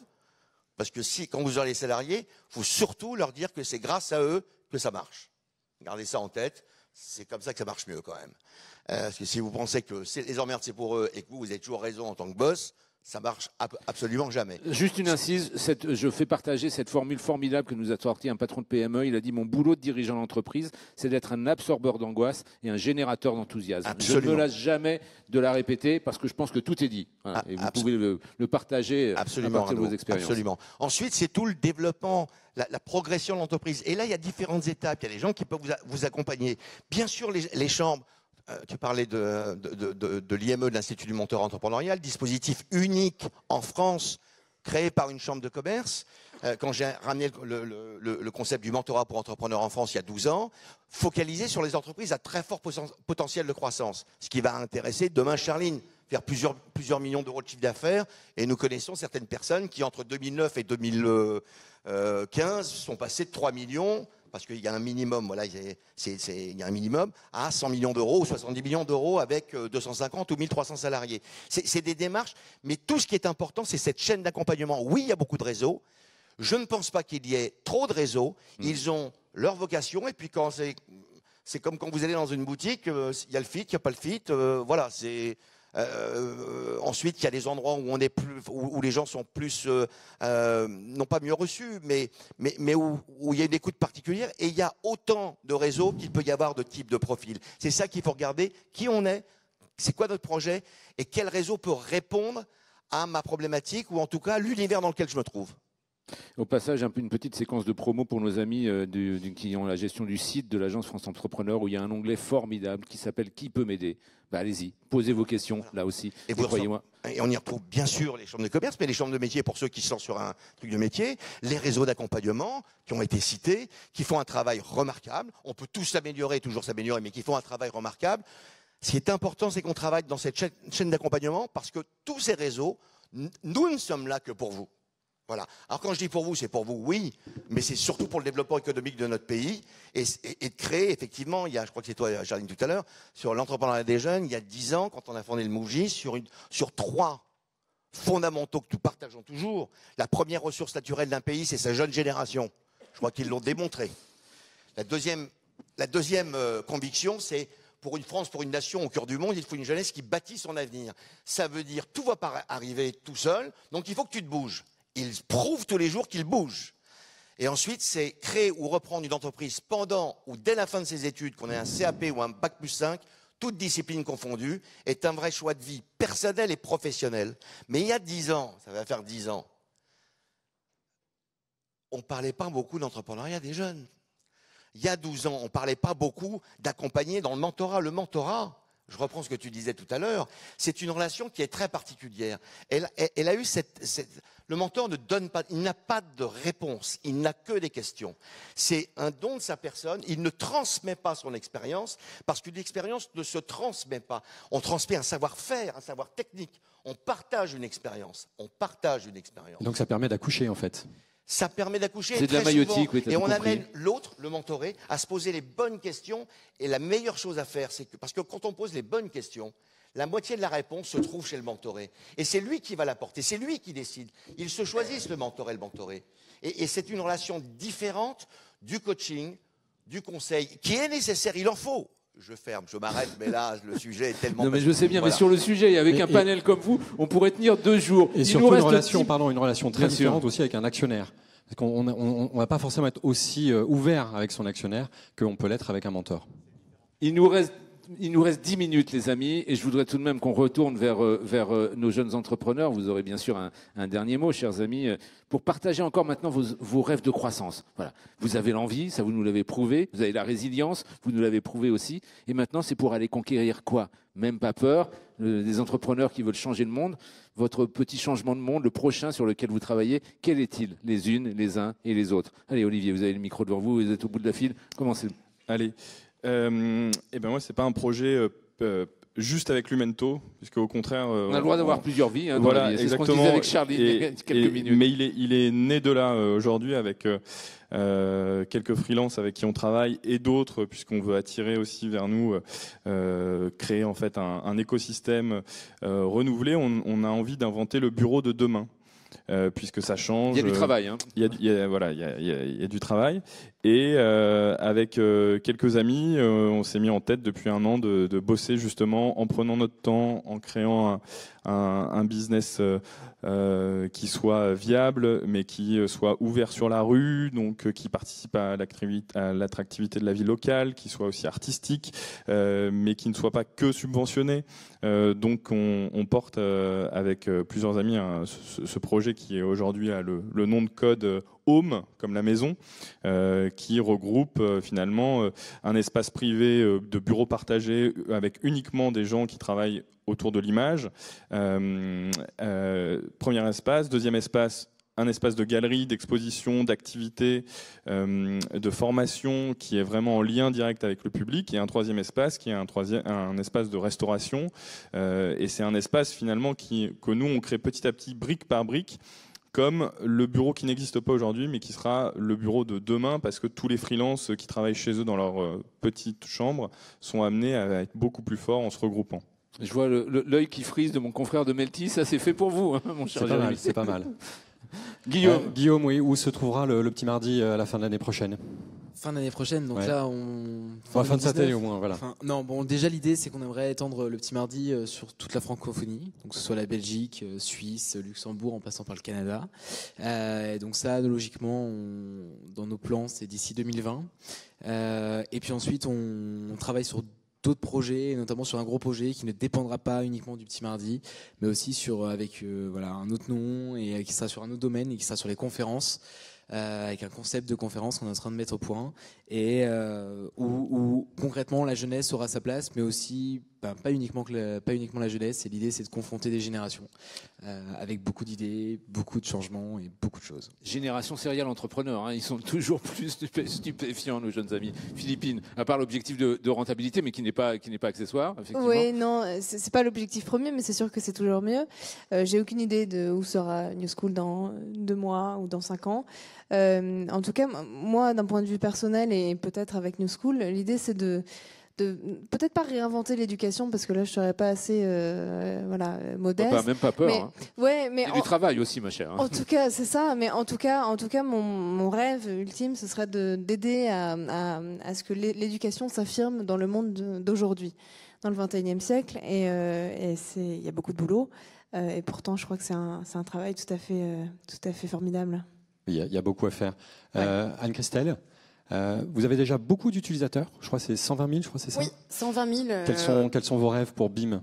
Alors, effectivement, il y a le principe de réalité qui nous pousse à chercher la rentabilité cette année, du moins sur le marché parisien. Donc ça, c'est le premier enjeu pour commencer. Ensuite, on a, sur le plan des valeurs, il y a quelque chose qui nous tient vraiment beaucoup à cœur. C'est le fait de vraiment incarner le trait d'union entre le digital et la gastronomie.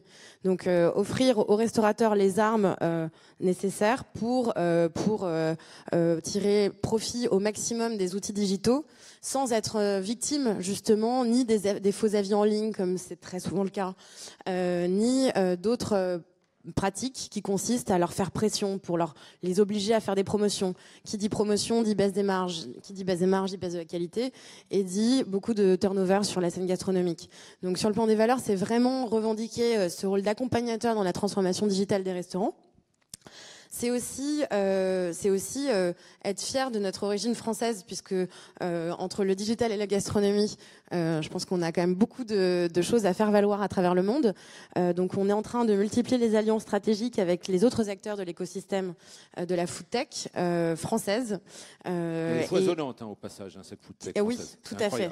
C'est vrai que pour résumer la food tech, pour ceux qui la connaissent peu, il y a 4 verticales principales. La première, c'est la découverte de restaurants. La deuxième, la réservation. La troisième, le paiement. La quatrième, la livraison. La livraison, je pense que vous êtes tous au fait de tous les services qui se sont lancés depuis quelques années. Nous, on a décidé de s'attaquer aux 3 premières verticales, donc découverte, réservation, paiement. Et en France, effectivement, sur les caisses digitales, on a de plus en plus d'acteurs qui performent et qui sont en train de se développer à l'international. Sur les outils de CRM, de yield management, il y en a aussi de très intéressants. Donc notre enjeu, c'est vraiment de créer finalement une alliance stratégique entre les acteurs français pour aller justement chercher des capitales internationales en ce qui nous concerne. On a levé des fonds l'année dernière, donc 2,5 millions, de manière à nous développer à l'étranger. Donc on est en pleine étude de marché. On est en train de prévoir notre roadmap. Donc c'est pour bientôt, c'est pour le 2e semestre. Voilà, donc ça c'est un gros et beau challenge. Des beaux rêves pour BIM. Et côté ma petite culotte, Charline? Des millions de petites culottes. En fait, on a vraiment envie on va tenter de révolutionner la consommation digitale, mais aussi physique de lingerie, puisqu'on a ouvert il y a quelques mois un lieu assez atypique qui s'appelle le 7e, qui est situé au 7e étage d'un bel immeuble boulevard Poissonnière, qui allie justement cette expérience, ou plutôt qui prolonge cette expérience digitale dans une expérience plus physique, où on regroupe à la fois la marque, évidemment, avec une boutique où les gens peuvent venir acheter, repartir avec les produits, mais également l'équipe. Et en fait, on veut vraiment entretenir cette proximité entre l'équipe et les clients. Et c'est ça qui fait une grosse force dans notre marque, parce que du coup, on entretient la fidélité aussi de nos clients. Au passage, c'est le magasin, mais comme lieu d'expérience, pas comme point de vente à l'ancienne. Ça rejoint ce que nous faisait partager ce matin Guillaume Gibault, qui ne cesse d'ouvrir des boutiques. Mais ce n'est pas forcément là que se fera la transaction. C'est là que ça se fait un autre mode de rencontre avec le client, même si ensuite il consomme en ligne. Mais c'est en ça que la liaison entre les deux, le magasin n'est pas mort, mais peut-être à condition d'être réinventé, pas simplement en point de vente. C'est ce que vous... Exactement, c'est lié en fait le digital avec... le complémentariser le digital le avec le physique. Digital, comme on dit. Exactement, le digital, tout à fait. Et ça, nous, on essaye de le penser pour qu'est-ce que ça va être demain. D'abord, est-ce que demain, on va vendre sur un site internet? Ou est-ce qu'on va vendre uniquement via les réseaux sociaux? Ou alors est-ce qu'il y a une nouvelle version sur je sais pas, WhatsApp comme WeChat? L'essentiel, c'est de vendre. Ensuite, la manière, on s'adaptera. Mais nous, on a été innovants justement sur le canal de distribution. Aujourd'hui, le digital, c'est plus une innovation que de vendre sur le digital. Donc, on est en train de réfléchir et je pense qu'on a trouvé comment demain est-ce qu'on va vendre en ligne ou autre. Tu parlais d'expérience et justement, le 7e, ça vend une expérience. Pourquoi est-ce que ça s'appelle comme ça? Pas seulement parce que c'est au 7e étage d'un immeuble. Parce que aussi on va au 7e ciel, voilà. Évidemment. Décidément. On va se tourner vers nos amis institutionnels. Je crois que là aussi il y a des annonces, il y a des nouveautés. Cher Bénédicte, je ne peux pas ne pas vous inviter à parler du club MoveJ Angel, c'est-à-dire que le réseau d'accompagnement se double maintenant d'un club d'investisseurs. C'est tout nouveau, ça vient d'être annoncé. C'est tout nouveau, effectivement, ça vient d'être annoncé. C'est parti d'un constat. Les jeunes entrepreneurs qui sont au MoveJ, en grande majorité, lèvent des fonds, mais prennent beaucoup de temps à lever des fonds, comme tous ceux qui lèvent des fonds. Et à côté, nous avons de nombreux entrepreneurs expérimentés qui sont mentors et qui sont business angels par ailleurs. Compte tenu que les jeunes qui sont au MoveJ accompagnés ont un taux de pérennité excellent, et que les mentors reconnaissent effectivement cette excellente qualité du sourcing, ils se sont dit pourquoi pas, nous qui partageons les valeurs, ne pourrions-nous pas soutenir prioritairement les jeunes entrepreneurs qui sont accompagnés dans le MoveJ, mais toujours avec un point important, respect total des valeurs du mentorat. Donc jamais un mentor n'investit dans l'entreprise qui l'accompagne pendant toute la durée de l'accompagnement et pendant 1 an après la fin de son accompagnement. Donc aujourd'hui, les mentors au MoveJ, mentors depuis au moins 1 an au MoveJ, dont on a pu valider les valeurs et l'engagement, ont la possibilité de devenir business angels auprès des jeunes entrepreneurs MoveJ qui ont été accompagnés depuis un minimum de 6 mois. Et ce sont aussi tous les alumni, donc les alumni comme Charline, qui peuvent bénéficier de ce financement via les business angels du MoveJ. Et si vous me permettez ce commentaire, je pense que ça va donner des idées à d'autres réseaux d'accompagnement. Petite question, financement qui peut se faire jusqu'à hauteur de... Qui peut se faire jusqu'à hauteur de la capacité d'investissement des business angels. Ouais, il y a des très bons business angels au sein de ce club. Tristan, à la chambre régionale, qui est un organisme toujours en mouvement, il y a quelques nouveautés à partager avec nos candidats à l'entrepreneuriat? Alors, il y a à la fois des nouveautés et des ambitions. Moi, mon entreprise à moi, c'est de développer l'esprit d'entreprendre. Il y a 10 000 jeunes à peu près chaque année qui sortent de nos écoles, diplômés. Et il y en a 2% aujourd'hui, alors ça varie d'une année sur l'autre, c'est plutôt en augmentation, mais il y en a 2% qui créent leur entreprise. Et notre ambition à la Chambre, c'est qu'il y en ait plus. 2%, ça fait 200 jeunes par an. On va essayer de les faire passer à 400 en développant cet esprit qui anime les jeunes qui étaient sur le plateau ce soir. Il faudrait qu'ils soient plus nombreux dans nos écoles et il faut qu'on les accompagne. Voilà, je crois qu'il y a voilà notre ambition. Dominique, le dernier mot? Mon rêve, j'ai encore des rêves à mon âge. Ça, on te fait confiance, mon cher. C'est que l'écosystème français, l'écosystème entrepreneurial français, qui est très bon, soit encore meilleur demain. Oui, il est très bon, oui. Il faut cesser de se couvrir la tête de cendre. Oui. Aujourd'hui, la France n'a plus rien à envier à ses voisins et néanmoins concurrents en matière d'accompagnement de l'entrepreneuriat. Ça, c'est une idée du siècle dernier. Oui, et comme on a l'habitude de le dire et que tu dis souvent, celui qui est seul dans l'isolement, c'est parce qu'il le veut bien. Oui, oui, je suis un peu... Parce que sinon, on peut trouver. Tu donnais encore des exemples de, c'est toi Guillaume, sur les conférences, le Figital. À la Chambre, en tant que président de la Chambre de commerce de Paris, je veux que ce lieu soit le lieu où les entrepreneurs viennent pour leur apporter du conseil, de l'information.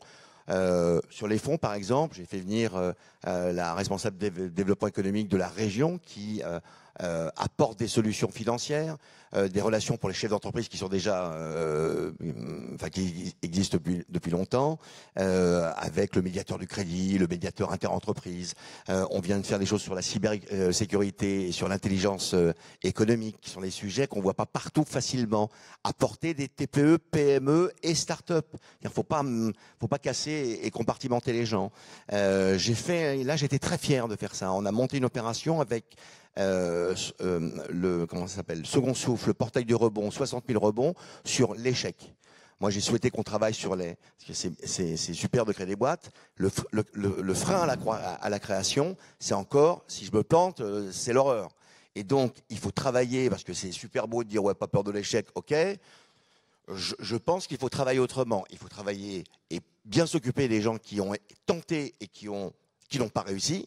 Et oui, qui peuvent avoir échoué, il faut les prendre en amont. Donc oui, sur la prévention des risques et des entreprises, c'est un sujet qu'on a porté à Paris et en Ile-de-France, mais également s'occuper de ces personnes-là. En tout cas, mon souhait, mon plaisir... Vous avez le droit de dire mon ambition. Ouais, c'est que cet écosystème, en passant par les organisations fondamentales, ce site d'information de l'AFE qui est véritablement le meilleur outil. Les conseillers des chambres, des consulaires vont sur le site intranet parce que c'est la meilleure information de France et ils l'utilisent. Les réseaux d'accompagnement sont dessus, de travailler à cette mixité, à travailler à cette chaîne d'accompagnement. Ça fait 15 ans que je le dis. Je pense que ça peut être devant. Chacun a sa part de compétences. Que tout le monde ne fasse pas forcément le business de l'autre. Qu'on reste sur cette chaîne et que au service des entrepreneurs, que ça passe d'un stade à un autre stade et que ça se développe pour faire de belles TPE, des belles PME, des belles ETI et des licornes, puisque certains veulent des licornes. Et quelques leaders mondiaux. Ça s'appellera une chaîne de valeur. Voilà. Merci à toutes et tous de nous avoir fait partager votre enthousiasme, votre expertise. Merci Jérémy, c'est un plaisir. Bon vent dans toutes les entreprises de Melty. Merci à toutes et tous. Bon vent dans vos entreprises. C'était le 25e Salon des entrepreneurs. Anniversaire. Attends, il n'y a pas le micro là. Oui, c'était le 25e anniversaire du Salon des entrepreneurs, un acteur majeur. Si vous êtes tous là, c'est parce qu'ils ont contribué depuis 25 ans. Est-ce que ça vous tente? Il y a plein de jeunes. Attendez, au passage, le groupe Les Échos vous en proposera d'autres. Et notre souhait le plus cher, c'est d'avoir certaines et certains d'entre vous à cette estrade dans les années à venir. Est-ce que ça vous tente de souhaiter, partez pas comme ça, un joyeux anniversaire au Salon des entrepreneurs? On a commencé hier avec ça, on va recommencer. 25 ans. Happy birthday to you. Happy birthday to you. J'entends pas plus fort. Allez Laurent, Sophie, venez, c'est pour vous, Karine aussi. Sophie, voilà, les équipes, le directeur général. L'équipe, il y en a une bonne partie ici. Happy birthday to you, SDE. Et merci les amis pour tout ce que vous faites. Bonne fin de journée à toutes et tous. Et bon vent pour vos entreprises. Une petite photo de famille, les amis.